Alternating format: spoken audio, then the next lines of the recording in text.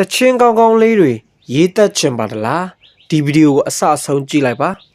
တချင်းကောင်းကောင်းလေးရေးတတ်ဖို့အတွက်အချက်ကြီး၃ချက်ကိုအခြေခံထားပြီးတော့ဒီဗီဒီယိုမှာရှင်းပြတင်ဆက်တော့ပါမယ်ဂီတာကီးဘုတ်ပီယာနိုဒါတော့ example instrument ၃မျိုးပေါ့နော်ဒီ example instrument ၃မျိုးတွေကတစ်ခုခုကိုလူကြီးမင်းကကိုယ်တိုင်တီးတယ်ပြီးတော့ရင်ကိုယ်တိုင်ဆိုတယ်အဲ့ဒီနှမျိုးပေါ့နော်တီးလဲတီးတယ်ဆိုလဲဆိုတယ်အဲ့ဒီနှမျိုးကိုလူကြီးမင်းလောက်တတ်ပါတလားဒါဆိုရင်တချင်းရေးတတ်ဖို့အတွက်တော်တော်လေးနီးစပ်ပါတယ် instrument တီးတတ်တဲ့အမျိုးအစားထဲမှာလူကြီးမင်းကမပါဘူးဆိုရင်လည်းကိစ္စမရှိပါဘူးကျွမ်းကျင်တဲ့ player တယောက်ကိုလူကြီးမင်းတီးခိုင်းလိုက်ပါပြီးတော့ရင်လိုက်ဆိုကြည့်လိုက်ပါကိုကစနစ်တကျဆိုတတ်တဲ့ထဲမှာပါတယ်ဆိုရင်တချင်းရေးတတ်ဖို့အတွက်တော်တော်လေးနီးစပ်ပါတယ်ကျွမ်းကျင်တဲ့ player ရှင်တွေနဲ့မတိထားဘူးမရင်းနှီးထားဘူးဆိုရင်လည်းကိစ္စမရှိပါဘူး live ပေါ်ကနေ drum beat only တွေ free beat လေးတွေ karaoke version လေးတွေကိုကျွမ်းကျင်ပညာရှင်တွေတင်ထားတာရှိပါတယ်အဲ့ဒါတွေကိုရှာပြီးတော့ download လုပ်ယူလိုက်ပါပြီးတော့ရင်နားထောင်ပြီးတော့အဆိုလေးကျင့်ကြည့်ပါတသားတည်းကြတယ်ဆိုရင်ဂုဏ်ယူပါတယ်လူကြီးမင်းကတချင်းရေးတတ်ဖို့အတွက်တော်တော်လေးနီးစပ်တော့ပါပြီဒီခုတင်ဆက်သွားတာတွေကတော့အချက်ကြီး1ဖြစ်ပါတယ်ဆက်လက်ပြီးတင်ဆက်မဲ့အကြောင်းအရာကတော့အချက်ကြီးနံပါတ်1ဖြစ်ပါတယ်အဲ့ဒါတော့ generous ပေါ့နော်အမှုပညာအမျိုးအစားများဘယ်အမှုပညာအမျိုးအစားကိုပို့ပြီးအားတန်လဲပေါ့နော် rock လား pop လားဒါမှမဟုတ် R&B လားဒါမှမဟုတ် hip hop လားအဲ့တော့ကိုအနားထောင်ဆုံးဖြစ်တဲ့ type တွေကလူကြီးမင်းအကြိုက်ဆုံး type တွေဖြစ်ပါလိမ့်မယ်အဲ့တော့ကျွန်တော်တို့ကအဲ့လိုကိုယ့်ရဲ့ဒီ generous ကိုတီးပြီးဆိုရင်တချင်းစရေးလို့ရပါပြီပေါ့နော်အဲ့တော့ကိုကဘယ်ပုံစံရေးချင်တယ်ဆိုတော့တီးဖို့အတွက်ဒီ generous အမျိုးအစားတွေကိုလေ့လာထားဖို့လည်းလိုပါတယ်ခုပြထားတဲ့ video slide show မှာဆိုရင် generous အမျိုးအစားတွေအများကြီးထည့်ထားပါတယ်ဗီဒီယိုလေးကိုရက်ပြီးတော့ကြည့်ယူပါဒါတော့ကျွန်တော်ရဲ့ဒီ Cubase ပေါ့နော်အဲ့မှာကျွန်တော်ရဲ့ project ကိုကျွန်တော်ဖွင့်ပြီးတော့လူကြီးမင်းတို့လက်ဆောင်အနေနဲ့ပြပေးမှာဖြစ်ပါတယ်အဲ့တော့ဒီ mix down လုပ်တဲ့အချိန်ပေါ့နော်တစ်ချက်ကြည့်လိုက်ပါဒီကျွန်တော်တို့ရဲ့တချင်းကို MP3 မှာကျွန်တော်ရဲ့တချင်းမျိုးစားဟာဘာမျိုးစားဖြစ်ပါတယ်ဆိုတာဒီလမ်းကြောင်းကနေလာတယ်ပေါ့နော်ပြီးတော့ဒီမှာတွေ့ရပါလိမ့်မယ်အဲ့တော့စောကပြောလိုက်တဲ့စကားလုံး generous မှာ S ပါပေါ့နော်ဒီမှာတော့ S မပါဘူး general ပေါ့နော်အဲ့တော့ကိုယ့်ရဲ့နုပညာ type က blue ဆိုရင် blue ပေါ့နော် hip hop ဆိုရင် hip hop ပေါ့နော်ကျွန်တော် country ဆိုရင် country ပေါ့နော်ဒီမှာတော့မျိုးစားတွေအများကြီးမတိသေးတဲ့ generous မျိုးစားပုံစံတော့အများကြီးပြန်ပြီးတော့တွေ့ရမှာဖြစ်ပါတယ်အဲ့တော့ကျွန်တော်တို့ကဒီကိုတိတဲ့ generous က10ခုရှိတယ်ဆိုရင်အဲ့10ခုကိုမှတ်ထားပေါ့နော်ဒီမှာမတိသေးတာအများရှိသေးပါလားဆိုတာကိုလည်းခေါင်းထဲမှာပြန်လက်ခံထားပါနော်အဲ့တော့ဒီ generous မျိုးစားပေါင်းမြောက်များစွာရှိပါတယ်ပေါ့နော်အဲ့ထက်ကကူ10ခုလောက်တိတယ်ဆိုရင်လည်းကျွန်တော်တို့ဒီအတုံးချတတ်မှဆိုရင်လူကြီးမင်းကတေးရေးဆရာဖြစ်လာနိုင်ပါတယ်ပေါ့နော်ခုတင်ဆက်သွားတာကတော့အချက်ကြီးနံပါတ်1ဖြစ်ပါတယ်ကိုယ့်ရဲ့ generosity မှာကိုကတချင်း frame ချနိုင်မှာဖြစ်ပါတယ်ဆက်လက်ပြီးရှင်းလင်းတင်ပြမှာတော့အချက်နံပါတ်3 data ရှိကိုရှိရပါမယ်အဲ့တော့ဒီအချက်နံပါတ်3မှာဆိုရင်အချက်အသေးစိတ်တွေအများကြီးရှိပါတယ်အဲ့ဒီအသေးစိတ်တွေကိုလည်းတစ်ခုချင်းစီရှင်းပြတော့မှာဖြစ်ပါတယ်တချင်းစရေးတော့မယ်ဆိုရင်ခေါင်းစဉ်ပထမအဦးဆုံးစဉ်းစားရပါတယ်အဲ့ဒီခေါင်းစဉ်မစဉ်းစားဘဲနဲ့ရှောက်ပြီးတော့ရေးနေမယ်ဆိုရင်ဟိုရောက်လိုက်ဒီရောက်လိုက်ဖြစ်နေမှာပါဒါကြောင့်ပထမအဦးဆုံးခေါင်းစဉ်ပေးလိုက်ပါပြီးတော့ကျွန်တော်တို့အချက်လက်ရှားပါတယ်အဲ့ဒီအချက်လက်တချင်းအဲ့ဒီခေါင်းစဉ်ပေးလိုက်တဲ့ဟာနဲ့ပတ်သက်တဲ့တက်ဆိုင်တဲ့အချက်လက်တွေကိုကျွန်တော်တို့စာအုပ်ဆိုင်မှာတွေတခြားတော့ကိုယ့်ရဲ့အပြင်တငယ်ချင်း knowledge ရှိတဲ့လူတွေနဲ့စကားပြောတာနေစသဖြင့်ပေါ့နော်အဲ့လိုမျိုးအချက်လက်တွေစုဆောင်းရမယ် online ရနေဖြစ်ပေါ့နော်အချက်လက်တွေစုဆောင်းရမယ်ပြီးတော့ဆိုတော့ကျွန်တော်တို့ဏိဒန်းစတယ်ပေါ့နော်ဏိဒန်းစတယ်ပြီဆိုရင်လည်းကိုတယ်လိုက်တဲ့ဏိဒန်းလေးကဒီတချင်းစာဖတ်တူပဲဖြစ်ဖြစ်ဖတ်လိုက်တဲ့အချိန်မှာဆွဲဆောင်မှုရှိရမယ်ပေါ့နော်ဒါမှမဟုတ်လည်းနားထောင်တယ်တချင်းနားထောင်လိုက်တဲ့အချိန်မှာဒီဏိဒန်းလေးကတော်တော်လေးကိုနားထောင်လို့ကောင်းတယ်ပုံစံလေးပေါ့နော်အဲ့လိုမျိုးဖြစ်ရမယ်ပေါ့နော်ကိုယ့်ရဲ့အရေးအသားနဲ့ဒီတန်စင်ပေါ်မူတည်ပြီးတော့ပေါ့နော်တချင်းနားထောင်တဲ့လူတွေကဒီ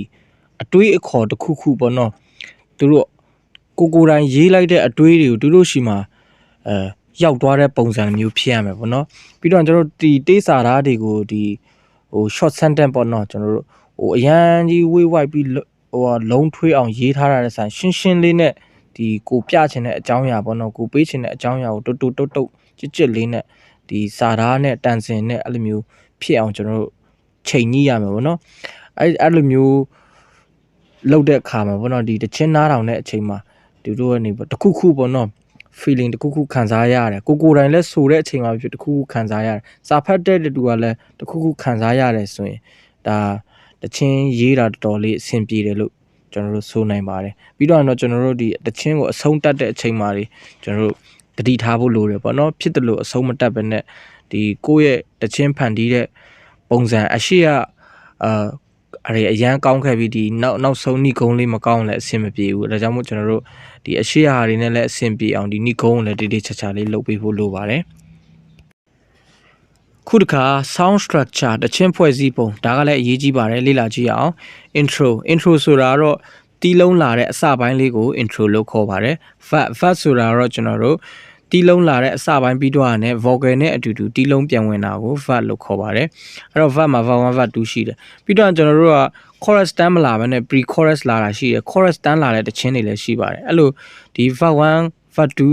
တို့မဟုတ် verb 1တစ်ခုတည်းနဲ့ဒီ pre chorus ပြီးမှ chorus လာတယ်ပေါ့နော်တချို့ကြောင့်လဲ verb 1 chorus တန်းလာတယ်ပေါ့နော်ဒီမှာပြထားလို့ပေါ့နော်အဲ့တော့ pre chorus ဆိုတော့ကျွန်တော်တို့ဒီ verb 1ကနေ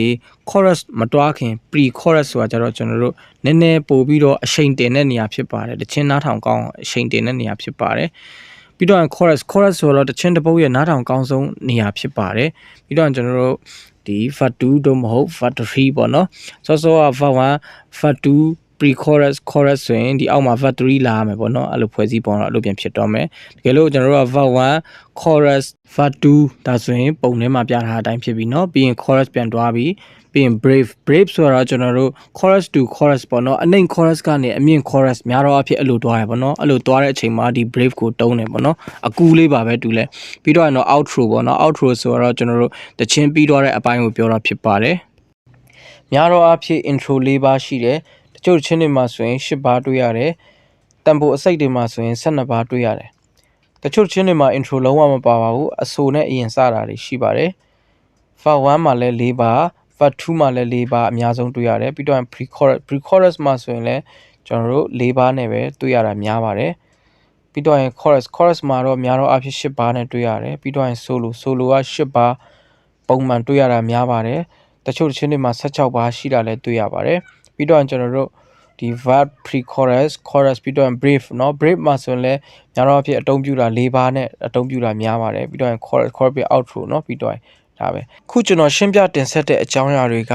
တချင်းအများကြီးထဲမှာအတွေ့အများဆုံးဖြစ်တဲ့ဒီတိဆောက်ပုံနမူနာကိုတင်ဆက်ထားတာဖြစ်ပါတယ်ဒါအမှန်ပါဒီတိုင်းလောက်ပါလို့လူကြီးမင်းကိုကျွန်တော်ပြောလို့ချင်းမဟုတ်ပါဘူးဒီထဲကနေပြီးတော့လူကြီးမင်းအတွက်လိုအပ်တာလေးတွေကိုဆွဲယူပြီးတော့အကောင်းဆုံးတချင်းတွေဖန်တီးပါလို့တိုက်တွန်းချင်တာပါ red တချင်းရဲ့တိဆောက်ပုံတွေမှာကြတော့များတော့အဖြစ် intro ၄ပါပြီးတော့ရင် verb 16ပါတစ်ခါနောက်ထပ်တစ်ခါ verb 16ပါပြီးတော့ရင် chorus 10ပါပြီးတော့ရင်ကျွန်တော်တို့ verb 16ပါပြီးတော့ရင် chorus 10ပါတစ်ခါ10ပါနောက်ထပ်တစ်ခါပေါ့နော်အဲ့လိုမျိုးတွေ့ရတယ်ပေါ့နော်ခုမြင်တွေ့တဲ့ပုံလေးက bar and bar line တင်ကန်းစာမှာတွေ့ရတဲ့အချက်တွေဖြစ်ပါတယ်ဒီထဲကနေပြီးတော့ကျွန်တော် single bar line ကိုခွဲထုတ်ပြီးတော့တချင်းရေးတဲ့အချိန်မှာဘယ်လိုအသုံးပြုလဲဆိုတာကိုတင်ဆက်တော့မှာဖြစ်ပါတယ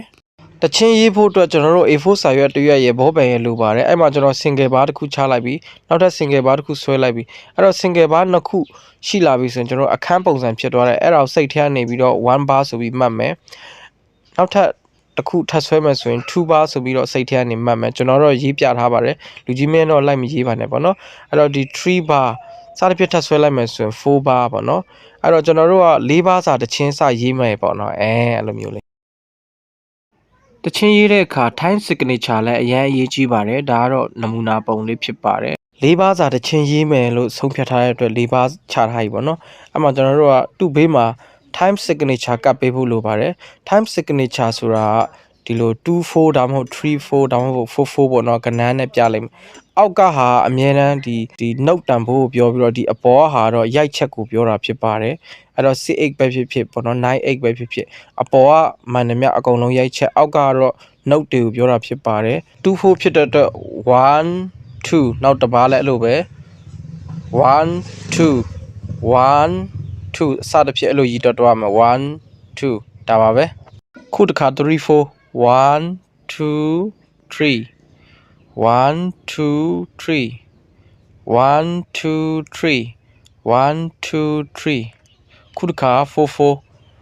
1 2 3 4 1 2 3 4 1 2 3 4စသဖြင့်1 2 3 4 time signature တွေအများကြီးရှိပါတယ်အဲ့ဒီထဲကနေပြီးတော့2434444ဒါလေးတွေကိုတင်ဆက်ပေးတာကလူတုံးအများဆုံးဖြစ်တာကြောင့်မို့ပါလူကြီးမင်းနေနဲ့တချင်းစာရေးမယ်ဆိုရင်တော့44 time signature လေးနဲ့အစားပြုလိုက်ပါကိုကြီးကျွန်တော် key နဲ့တီးပေးပါဒီတချင်းက original key စီလေး key စီနဲ့ရအောင်ဆိုလို့မင်းဘာလို့ key နဲ့ဆိုမှလဲဒီလိုမျိုးအငင်းခုန်တွေကြားဘူးပါလားဒါဆိုရင်လူကြီးမင်းကတချင်းရေးတတ်ဖို့တော်တော်နှီးစပ်ပါတယ်ဘာဖြစ်လဲဆိုတော့ key signature တင်ခန်းစာကတေးတမားတွေအတွက်တီးကိုတီးရမှာဖြစ်ပါတယ် key ဆိုတော့ဆော့ဆော့ကျွန်တော်ပြောလိုက်ပြီးတော့ပါပြီ signature ဆိုတော့ဥမာလူကြီးမင်းက key ကြီးနဲ့ဆိုရဲဆိုပါစို့ key ကြီးနဲ့ဆိုရဲဆိုရင်သူ့ရဲ့ signature က sharp တစ်လုံးပါမှာဖြစ်ပါတယ် one sharp key ကြီးဘယ်လို sharp မလဲ F ကို sharp ရမယ် F sharp ဒါက signature ဖြစ်တယ်ပေါ့နော်ကိုကြီးကျွန်တော် key F နဲ့တီးပေးပါအဲ့လိုပြောတာဖြစ်တဲ့အတွက် key F ကတော့ဟုတ်ပြီ one flat key F လို့ပြောတာဖြစ်တဲ့အတွက်ဒီ signature ကဘယ်ကို flat မလဲအဲ့တော့ flat တာတော့ B ကို flat ပေးရမှာဖြစ်ပါတယ် key G ရဲ့ key F ရဲ့ကိုနမူနာယူပြီးတော့လူကြီးမင်းတို့ကိုပြောပြတာဖြစ်ပါတယ်ဒီ key signature အသေးစိတ်ဗီဒီယိုကိုကျွန်တော်ရဲ့ channel မှာတင်ဆက်ထားတာရှိပါတယ်ဝင်ကြည့်လိုက်ပါကျေးဇူးတော်မှတပါးဆိုတဲ့ခေါင်းစဉ်လေးပေးပြီးတော့ကျွန်တော်တချင်းတစ်ပုတ်အတစ်စတဲ့မယ်ပေါ့နော်ကဲဟုတ်ပြီဒီမှာ key ဘာ key ပေးရင်ကောင်းမလဲငါအတန်တော့ဘာ key နဲ့လိုက်လဲငါတော့ဒီ key လေးနဲ့မှလိုက်မယ်အဲ့လိုမျိုးကိုယ့်အနေကို key တက်မှတ်လိုက်ပါနော်ဒါဆိုရင်ကဲဟုတ်ပြီ key C ကျေးဇူးတော်မှတပါးဆိုတဲ့ခေါင်းစဉ်နဲ့ကိုက်ညီတဲ့စာသားစတဲ့ပြီပေါ့နော်နှစ်ပါးစာစတဲ့စမ်းကြည့်မယ်ပထမတစ်ပါးမှာတင်ဖြစ်ချင်တာတွေဒုတိယတစ်ပါးမှာဖြစ်လာနိုင်ပါတယ်ပေါ့နော်အဲ့တော့ဒီဟာကိုကျွန်တော်တို့ကတန်စင်ထည့်မယ်ပေါ့စာသားထည့်ပြီးတော့ဆိုတန်စင်ထည့်မယ်အဲ့တော့တန်စင်ထည့်ဖို့အတွက်ဆိုရင်ကျွန်တော်တို့စကေးတွေတီးဖို့လိုပါတယ်တချင်းရေးဖို့အတွက်စကေးတွေအများကြီးရှိရပေါ့နော်ဒီဟာတွေအကုန်လုံးလေ့လာနိုင်တယ်ဆိုရင်လည်းကောင်းတယ်ပေါ့နော်အဲ့တော့ဒီထဲကနေပြီးတော့ major scale နဲ့လူတွေတချင်းအရေးများတယ်ပေါ့နော်ကျွန်တော်လည်းဒီမှာ major scale နဲ့တချင်းရေးပြပါမယ်အဲ့တော့ဒါကတော့ major scale ရဲ့ဒီဖွဲ့စည်းပုံဖြစ်တယ်ပေါ့နော်ဟိုဟပ်ပေါ့နော်ဒီ major scale အသေးစိတ်တိဆောက်ပုံတော့ကျွန်တော်ရဲ့ channel ထဲမှာတင်ထားတယ်ပေါ့နော်ဝင်ကြည့်ပါပေါ့နော်အဲ့တော့သူ့ကိုကျွန်တော်တို့တန်စင်မှတ်မယ်ဆိုရင် do re mi fa sol la ti do ti la so fa mi re တော့เนาะ ascending descending အဲ့လိုမျိုးကျွန်တော်တို့လေ့ကျင့်ထားပြီးတော့ဆိုရင်တချင်းစရေးလို့ရပြီပေါ့နော်ကဲကျွန်တော်ဒီပထမတစ်ပါးတင်ဖြစ်ချင်တာတွေကိုဂီတာနဲ့တန်စင်ထည့်ကြည့်ရအောင်ဟုတ်ပြီကျွန်တော်တို့ကီးစီနဲ့ရွေးထားတာဖြစ်တဲ့အတွက်စမယ်ကီးစီတန်ဟုတ်ပြီ1 2 3 4တင်ဖြစ်ချင်တာတွေဟုတ်ပြီမယ်လိုဒီကတော့ဂီတာနဲ့ရှာကြည့်မယ်အဲ့လိုမဟုတ်ဘူးအဲ့တော့ so re do do so re do do အဲ့လိုဖြစ်တော့မနော်အဲ့ဆိုတော့တင်ဖြစ်ချင်တာတွေဒါဆိုရင်ပထမတစ်ပါးပြီးတော့ရနော်ကျွန်တော်တို့ကတခုထည့်လိုက်တဲ့ melody ဟာဆိုရင် C major scale အတုံးပြပြီးတော့ melody သွားထားရပါတော့အဲ့တော့ C major scale ကိုအခြေခံပြီးတော့ C family chord ဆိုတာရှိလာပါတယ်အဲ့တော့ C family chord မှာဘာ chord တွေပါဝင်လဲဆိုတာကြည့်အောင် family chord ဆိုတော့မိသားစု chord ပါကျွန်တော်တို့ဥမာကီဂျီနဲ့ရေးတယ်ဆိုရင်ကီဂျီရဲ့မိသားစု chord တီးဖို့လိုပါတယ်တခုကျွန်တော်ကကီစီနဲ့ရေးတာဖြစ်တဲ့အတွက်ကီစီရဲ့မိသားစု chord ခုလိုမျိုးကျွန်တော်တို့တီးထားရမယ်ပြီးတော့အဲ့ဒါကိုအလွတ်ကျက်ထားလိုက်ပါအဲ့ဒါကိုရပြီဆိုရင်တော့ကျွန်တော်တို့တချင်းဆက်ရေးလို့ရပြီပေါ့နော်ကဲကျွန်တော်တို့တချင်းဆက်ရေးရအောင်1 2 3 4တင်ပြချင်လာတွေဖြစ်လာနိုင်ပါတယ်တင်မဖြစ်ချင်တဲ့အရာတွေလည်းသူကြောင့်ဖြစ်နိုင်တယ်ကျေးဇူးတော်မှာတပါးတင်ဒီထူချာကာဖီဘီကောင်းစားကဘာကိုတပတ်ပတ်ပါစီစိန်ချမ်းသာပြုံးရွှင်ခြင်းများစွာလဲကပဲဆက်လက်ပြီး borrow code ကိုလေ့လာရအောင် borrow code ဆိုတော့ software ကနေဖြစ်လာတယ်လို့မှတ်လိုက်ပါအဲ့တော့ software ဆိုတော့ စကေးအမှန်ပေါ့နော် major scale အမှန်တစ်ခုကိုပြောတာဖြစ်ပါတယ် do re mi fa sol la ti do ပေါ့နော်တကယ်လို့ကျွန်တော်တို့က key နဲ့ software ယူမယ်ဆိုရင် F sharp တစ်လုံးပါမယ်ပေါ့နော်ဒီခုကျွန်တော်က C နဲ့ရေးတာဖြစ်တဲ့အတွက် C ရဲ့ software alphabet တွေက C D E F G A B C ပေါ့နော်ဒီမှာကြည့်မယ်ဆိုရင် minor လုံးဝမပါဘူး major တွေပဲပေါ့နော်အဲ့တော့ဒီ software ဘယ်လိုတုံးထားလဲဆိုတော့ကျွန်တော်တစ်ချက်မှတစ်ချက်ကြည့်အောင်ခဲဒီ prima တစ်ချက်ကြည့်အောင်နော်ကျေးဇူးတော်မှဒီထီကကျွန်တော်တို့ hub bar တုံးသွားပါပေါ့နော် E minor နဲ့ A တုံးထားတယ်အဲ့တော့ဒီမှာ A ကိုကြည့်မယ်ဆိုရင်ကျွန်တော်တို့ C family chord မှာဆိုရင် A minor ပဲရှိတယ် A ဘာလို့တုံးတယ်လဲဆိုရင်ဒါ borrow chord ယူလိုက်တာဖြစ်ပါတယ်အဲ့တော့ software ထဲကစဉ်းစားတွက်မယ်ဆိုရင် do re mi fa sol la ပေါ့နော် la တန်ကိုယူလိုက်တာဖြစ်ပါတယ်ဆက်လက်ပြီးဒီ chorus မှာလည်းကြည့်လိုက်ပါကာစီဘီကောင်းစားဆိုတဲ့တပားမှာဆိုရင် hub bar တုံးထားတဲ့ C နဲ့ E ပေါ့နော် C family chord မှာဆိုရင် E minor ပဲရှိရ E မရှိဘူးပေါ့နော်ဒီ E တုံးလိုက်တာဒါ borrow chord ယူလိုက်တာဖြစ်ပါတယ်အဲ့အောက်မှာကြည့်လိုက်ပါကဘာကိုတပတ်ပတ်ပါဆိုတာလဲကျွန်တော်တို့ F ပြီးတော့ D လာတယ်ပေါ့နော်ကျွန်တော်တို့အမှန်က C မိသားစုမှာဆိုရင် D minor ပဲရှိရ D မရှိဘူးပေါ့နော်ဒါတွေက borrow chord ဖြစ်ပါတယ်ပေါ့နော်ဒီစီးစိမ်ချမ်းသာပျော်ရွှင်ခြင်းများဒီဘားမှာဆိုရင် B flat တုံးထားရပေါ့နော်ဒီ chord ကိုကြည့်မယ်ဆိုရင်ဒီ borrow chord ကကျွန်တော်တို့စောစောက software ထဲမှာမပါဘူးပေါ့နော်ဒီခုအဲ့ဒါကိုတီးဖို့လေ့လာရအောင်ဒီခု slide မှာပြထားတယ်ပေါ့နော် parallel minor chord တွေ parallel major chord တွေ relative minor chord relative major chord အဲ့ဒါတွေတီးဖို့အရင်လောက်ရမယ်ပေါ့နော်ဒီခု C family chord မှာဆိုရင်သူ့ရဲ့ relative minor chord ဟာဆိုရင် A minor family chord ဖြစ်တယ်ပေါ့နော်ဒီ A minor family chord ရဲ့ relative major chord ဟာဆိုရင်ဒီ C major family chord ဖြစ်တယ်ပေါ့နော်အဲ့တော့ဒီ A minor family chord ရဲ့ parallel major chord ဟာဆိုရင် A major family chord ပြန်တော့ဖြစ်တယ်ပေါ့နော်အဲ့တော့ဒီ A major family chord ရဲ့ relative minor chord ဟာဆိုရင် F sharp minor family chord ပြန်တော့ဖြစ်တယ်เนาะအဲ့လိုပဲ F sharp minor chord ရဲ့ relative major chord ဟာဆိုရင် A major family chord ပြန်တော့ဖြစ်တယ်အဲ့တော့အပေါ်က C major family chord ရဲ့ parallel minor family chord ဟာဆိုရင် C minor family chord တော့ဖြစ်တယ်အဲ့တော့ဒီ C minor family chord မှာတစ်ချက်ကြည့်မယ်ဆိုရင် B flat ပါတာကိုတွေ့ရတယ်စီးစိမ်ချမ်းသာပျော်ရွှင်ခြင်းများဆိုတဲ့ဘားမှာ B flat chord တုံးထားတာဟာကျွန်တော်တို့ဒီ C family chord ရဲ့ parallel minor family chord ထဲကဒီ B flat ကို borrow chord အနေနဲ့ယူတုံးထားပါတယ်ဆိုတာကိုပြောပြလိုခြင်းဖြစ်ပါတယ်တချင်းရေးပြီးသွားပြီဆိုရင်သူ့ရဲ့ metronome တီးဖို့လိုပါတယ် metronome ဆိုတော့ BPM ပေါ့နော် beat per minute တစ်မိနစ်မှာဘယ်လောက်နှုန်းထားနဲ့တွားတယ်လဲပေါ့နော်ကိုယ့်ရဲ့တချင်းကအနေဆိုရင်60အောက်တွေဖြစ်မှာပေါ့နော်အမြန်ပုံမှန်ဆိုတော့80 80 90အဲ့လောက်ရှိမှာပေါ့နော်အဲ့ထက်မြန်တဲ့ချင်းတွေဆိုရင်100ကျော်လေးတွေပေါ့ကိုယ့်ရဲ့ BPM ကိုယ့်အကိုလိုက်ရှာကြည့်ပေါ့နော်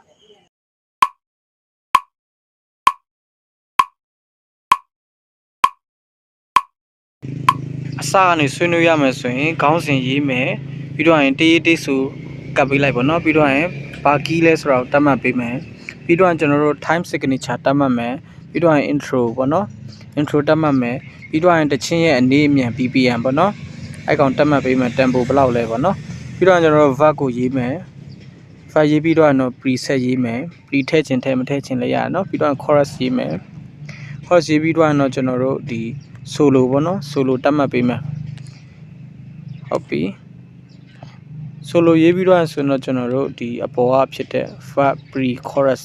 လိုမျိုးပြန်လာမယ်နော်ပြီးတော့ chorus နောက်တစ်ချိန်ပြီးတော့တော့ outro ပေါ့နော် outro နဲ့ပြီးတော့ရပါနော်ဒီမှာကျွန်တော်တို့ဒီ chorus to chorus သွားတဲ့နေရာမှာဒီတင့်တွက်ပဲဒီကောင်လေးကိုဖြောက်လိုက်ပို့ကောင်းတယ်ပေါ့နော်ဒါမှ chorus အကူလာမှာပေါ့နော်တချင်းတစ်ပုတ်ရေးတတ်ဖို့အတွက်ဘာတွေပြင်ဆင်ရမယ်ဘာတွေလိုအပ်တယ်ဆိုတာကိုကျွန်တော်ရဲ့တင်ဆက်တဲ့ဗီဒီယိုအစဆုံးကြည့်တယ်ဆိုရင်လူကြီးမင်းတေချာပေါက်တချင်းရေးတတ်မှာတေချာပါတယ်ကျွန်တော်တော့ဒီဗီဒီယိုတင်ဆက်သူကိုမျိုးဖြစ်ပါတယ်နောက်ထပ်ဗီဒီယိုတွေမှာပြန်လည်ဆုံတွေ့ချင်ပါတယ်ကျေးဇူးအများကြီးတင်ပါတယ်အားလုံးပေါ်ဖျားခင်တောက်ရကောင်းကြည့်ပေးပါစေ